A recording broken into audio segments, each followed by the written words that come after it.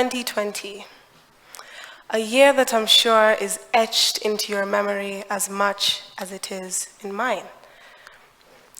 School or work by day, sleep at night, then repeat the next day. School, work, sleep. The realization that this would be my life for the next 365 days scared me. That was until one afternoon when I had a thought. What if I started a business? Now, I have to admit the initial notion was daunting because of how technical and complex my business classes made it seem. It was followed closely by another discouraging thought. I'm 16. How would I even start? But after this period of encouragement and discouragement, I had one final thought that pieced it all together for me. It went something like this. I'll have my business. I don't need to have a physical shop. I'll just do it on Instagram, and I'll sell accessories. The idea of accessories came as an observation from my mom, who had told me that I had an eye for unique things like sunglasses and jewelry, and that I knew how to style them and put them together. And of course, my response to this was, "You're my mom. Of course you think that." But as the idea of starting this business grew and solidified in my mind, I started to take what she told me a bit more seriously. So, products, check. Platform, check. What would I call this masterpiece? Apondi accessories? No. That was where my creative names ended. So I turned to the internet to be my saving grace, searched up online free business name generator, and to my surprise, something popped up. I typed in the 3 keywords that I thought defined what I wanted to do with this business, and there it was. Baddie.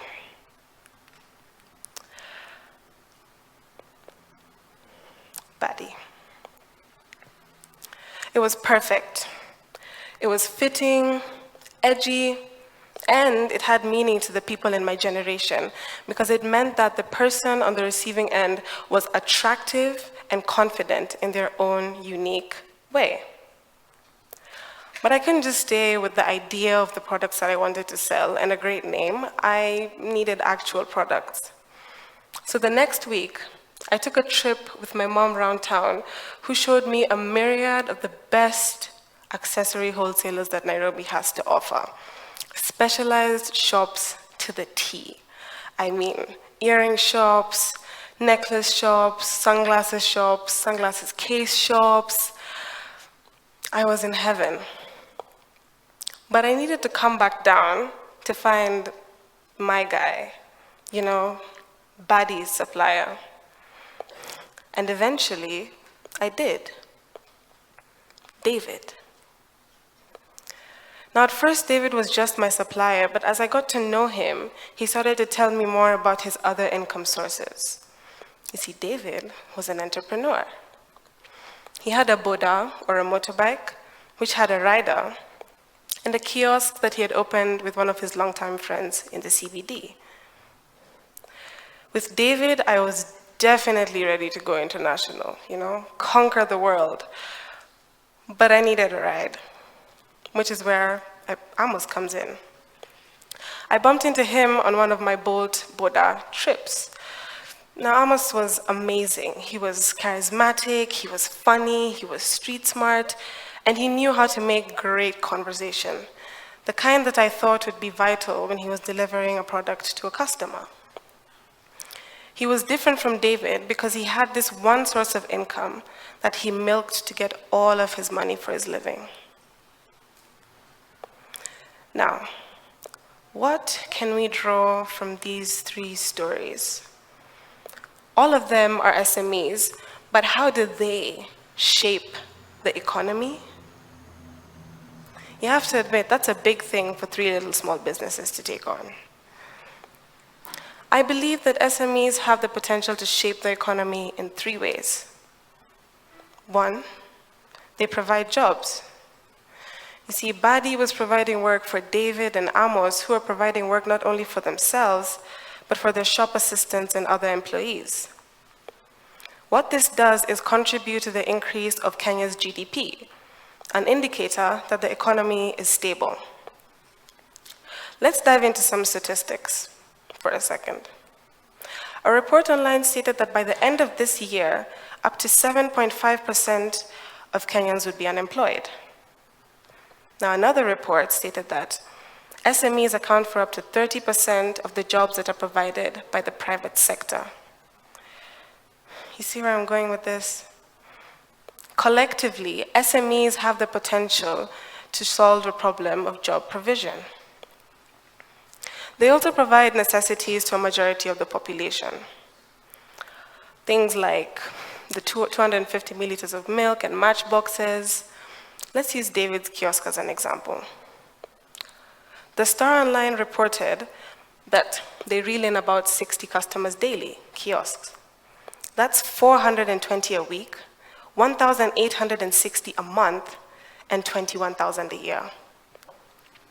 If you were to multiply that by 20 and assume it as the approximate number of kiosks in a portion of the CBD, that would be 420,000. 420,000 people buy from 20 kiosks in 1 year.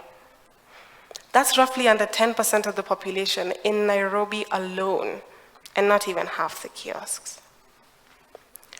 Lastly, SMEs pay taxes to the government.